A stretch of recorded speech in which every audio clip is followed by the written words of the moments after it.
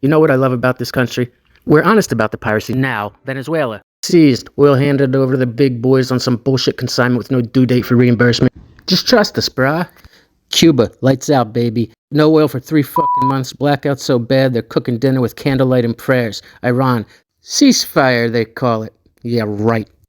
Hormuz, 90% of traffic gone. 230 oil tankers just sitting there, trapped like floating hostages in God's own gas station. Trump looks into the camera with his big, beautiful, shit-eating grin and says, "We're like pirates. It's a very profitable business." Madon. Greenland's still in the waiting room, next on the list. Don't worry, they'll get their turn. Your gas bill? Up. The American people still getting with their pants on. This isn't foreign policy, folks. This isn't strategy. It's the same old oil-soaked, dick-swinging imperialism they've been running since before I was born. Only now they admit it's a profitable business. So that's good. They seize Venezuela like it's a Repo job. They're choking Cuba until it begs for the deal. They're playing games in Hormuz while the world pays premium at the pump. Everybody's arguing about left and right like it's matters. It doesn't. It's all the same team, baby. The oil team, the power team, that we own the world and you'll pay for it team. Welcome to the weekly uncomfortable brief. I'm Ryan Smith. It's Sunday, May 3rd, 2026. No left, no right. Just the truth. It makes both sides clench their We're about to tear this bullshit apart. Let's go!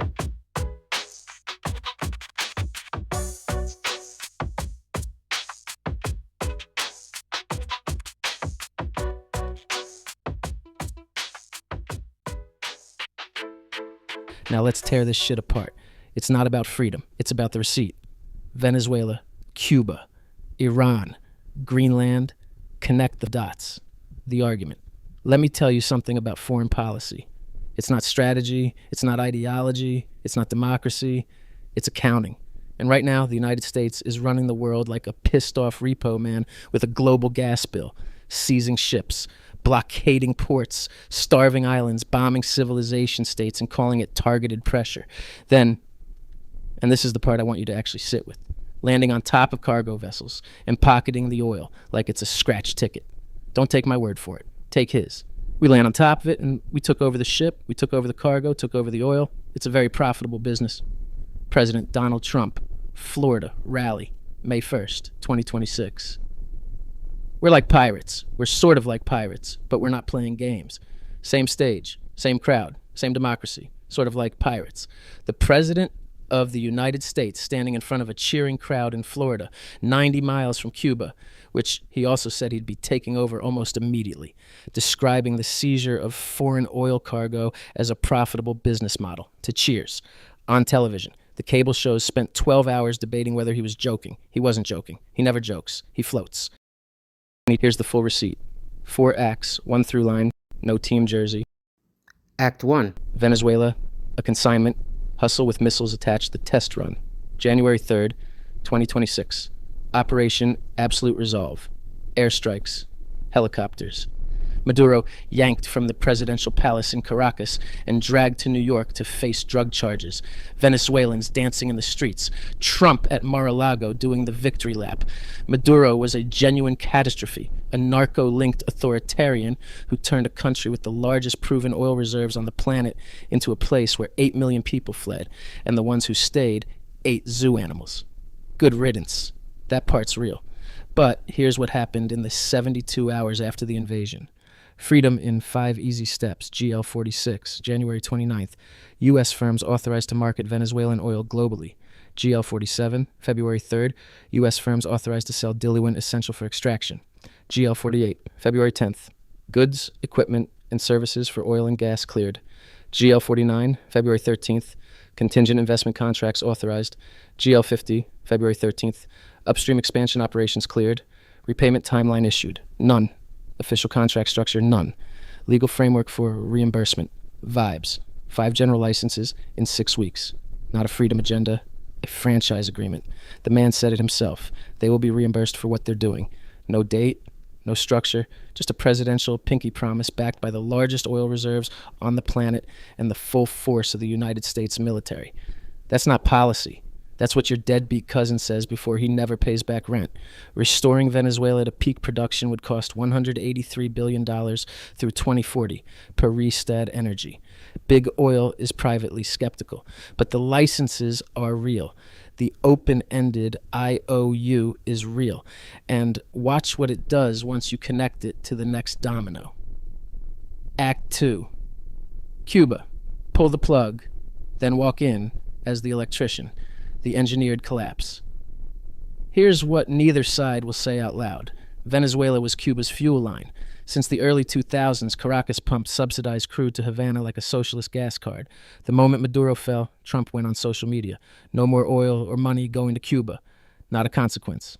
A policy. Immediate. Explicit. Sequenced. The sequence 3, nationwide blackouts by March 2026. Diaz-Canel. Cuba has received 0 oil shipments in 3 months. January 29th, executive order. Cuba declared an unusual and extraordinary threat. 240-plus new sanctions since January. Tariffs threatened against Mexico for shipping humanitarian oil. May 1st, Florida rally. Trump says U.S. will be taking over Cuba almost immediately. Hospitals on generators, food spoiling in blacked-out kitchens, cities dark. He'd already said it in January. Cuba would fall of its own volition after Venezuela. That's not a prediction. That's a sequenced strategy written in plain sight. Cut the fuel. Let the lights go out. Let the population boil. Arrive as the liberator. We have a name for this. We usually pretend we don't. Is the Cuban regime worth defending? No. Diaz-Canel's government tortures dissidents, runs the economy through a military conglomerate with $18 billion in assets, and hosts Russian SIGINT operations 90 miles from Florida. None of that is manufactured. But Cuba doesn't have oil. So why the urgency? Geography, logistics, the fact that an aligned Cuba closes the Iranian-backed channel, removes the Russian antenna, and opens a real estate market that American donors have salivated over since before the Kennedy administration. The Cuban people are the justification, not the objective. Act 3, Iran and Hormuz, a Mafia negotiation with aircraft carriers, the toll booth war, February 28th, 2026. The U.S. and Israel launch a surprise attack on Iran, killing multiple officials, including Supreme Leader Ali Khamenei. Iran retaliates. Hormuz goes dark. 1/5 of the world's oil and LNG through a 21-mile strip of water stops moving. Shipping traffic drops 90%. 230 loaded oil tankers trapped inside the Gulf. 20,000 sailors stuck. The UAE leaves OPEC entirely. Then it gets Baroque. Iran starts charging ships over $1 million per vessel to pass through their rerouted corridor. The U.S. immediately issued an OFAC alert. Pay Iran's toll. Face U.S. sanctions. The world's most expensive standoff. Pay Iran's toll. U.S. sanctions you. Don't pay Iran's toll. Iran boards your ship. Wait for the U.S. to clear the route. Still waiting. Go around. Add weeks and $270 billion in estimated detour costs. You're not watching a war. You're watching two governments auctioning off the same hallway. And the global shipping industry is the one standing in it. The ceasefire brokered by Pakistan on April 8th produced exactly what you'd expect, a fragile standoff with both sides maintaining their blockade simultaneously. Trump says he's won approximately every 72 hours. Iran says it'll open the strait when the U.S. lifts its blockade. The U.S. says it'll lift the blockade when Iran opens the strait.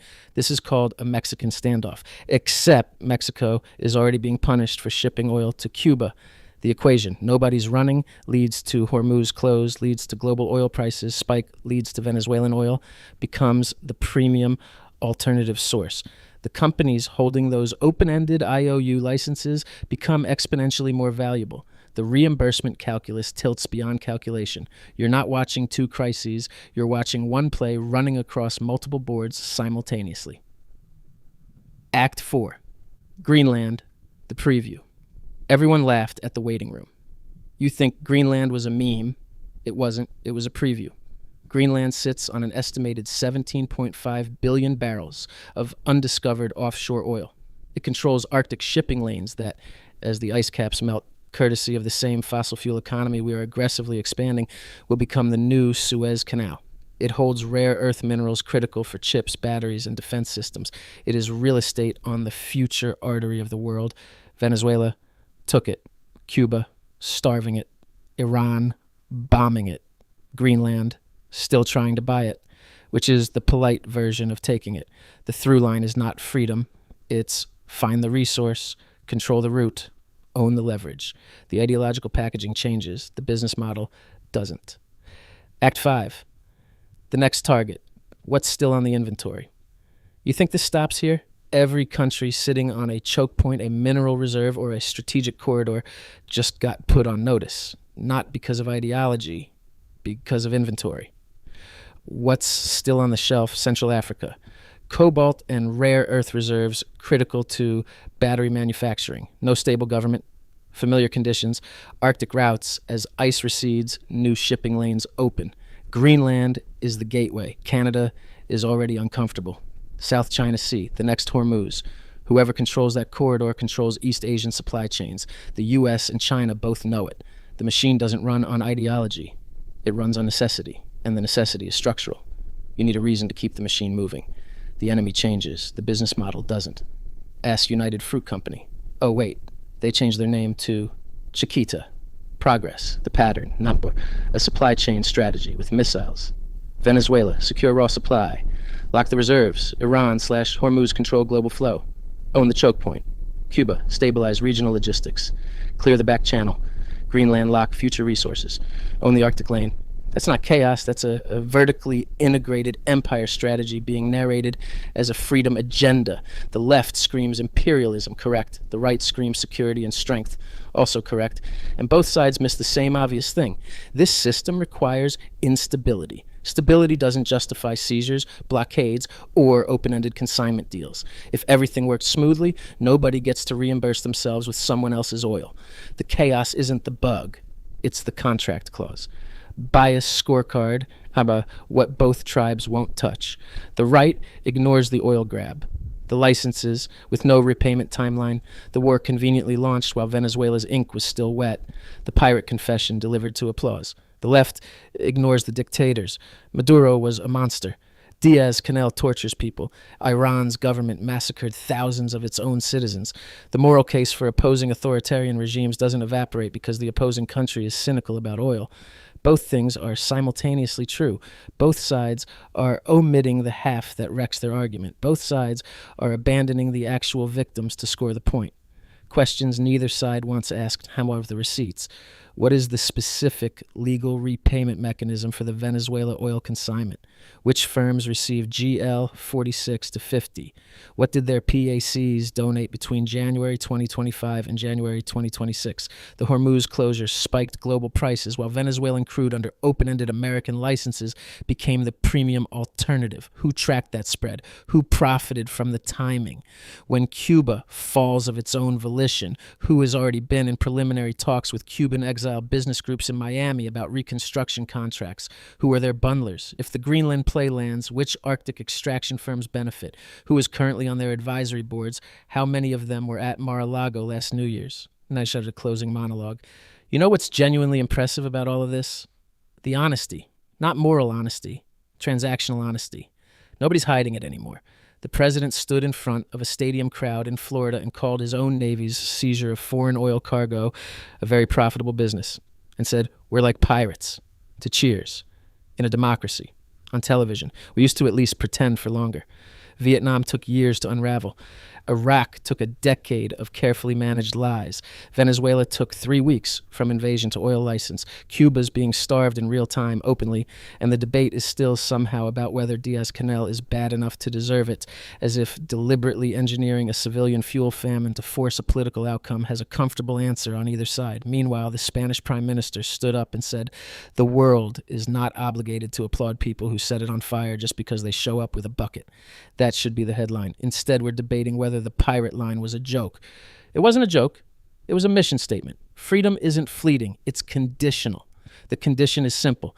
As long as you don't sit on something we want, you're a nation. The second you do, you're not a country anymore. You're an asset. And assets don't vote. Wake the fuck up. R. Smith. The Uncomfortable Briefing. rxansmith.substack.com. Share if it made you uncomfortable. Subscribe if you can handle more. Comment if you disagree, especially if you disagree. rxansmith.substack.com. Everything they told you is wrong. I'm here to set it straight.